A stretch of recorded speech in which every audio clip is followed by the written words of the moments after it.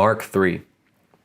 And he entered again into the synagogue, and there was a man there which had a withered hand. And they watched him, whether he would heal him on the Sabbath day, that they might accuse him. And he saith unto the man which had the withered hand, Stand forth. And he saith unto them, Is it lawful to do good on the Sabbath days, or to do evil, to save life, or to kill? But they held their peace. And when he had looked round about on them with anger, being grieved for the hardness of their hearts, he saith unto the man, Stretch forth thine hand. And he stretched it out, and his hand was restored whole as the other. And the Pharisees went forth, and straightway took counsel with the Herodians against him, how they might destroy him. But Jesus withdrew himself with his disciples to the sea, and a great multitude from Galilee followed him, and from Judea, and from Jerusalem, and from Idumea, and from beyond Jordan, and they about Tyre and Sidon, a great multitude, when they had heard what great things he did, came unto him. And he spake to his disciples that a small ship should wait on him because of the multitude, lest they should throng him. For he had healed many, insomuch that they pressed upon him for to touch him, as many as had plagues. And unclean spirits, when they saw him, fell down before him and cried, saying, Thou art the Son of God. And he straitly charged them that they should not make him known. And he goeth up into a mountain, and calleth unto him whom he would, and they came unto him. And he ordained 12, that they should be with him, and that he might send them forth to preach, and to have power to heal sicknesses, and to cast out devils.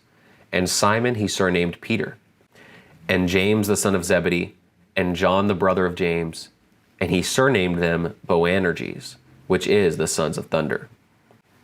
And Andrew, and Philip, and Bartholomew, and Matthew, and Thomas, and James the son of Alphaeus, and Thaddeus, and Simon the Canaanite, and Judas Iscariot, which also betrayed him. And they went into an house. And the multitude cometh together again, so that they could not so much as eat bread. And when his friends heard of it, they went out to lay hold on him, for they said, He is beside himself. And the scribes which came down from Jerusalem said, He hath Beelzebub, and by the prince of the devils casteth he out devils.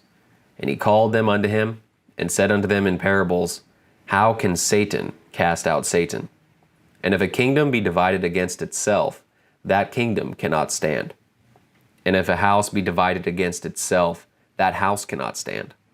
And if Satan rise up against himself, and be divided, he cannot stand, but hath an end.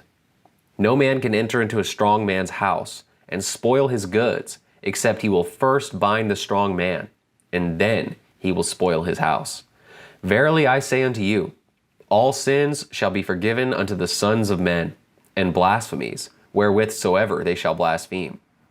But he that shall blaspheme against the Holy Ghost hath never forgiveness, but is in danger of eternal damnation, because they said, He hath an unclean spirit. There came then his brethren and his mother, and standing without, sent unto him, calling him. And the multitude sat about him, and they said unto him, Behold, thy mother and thy brethren without seek for thee. And he answered them, saying, Who is my mother, or my brethren? And he looked round about on them which sat about him, and said, Behold my mother and my brethren. For whosoever shall do the will of God, the same is my brother, and my sister, and mother.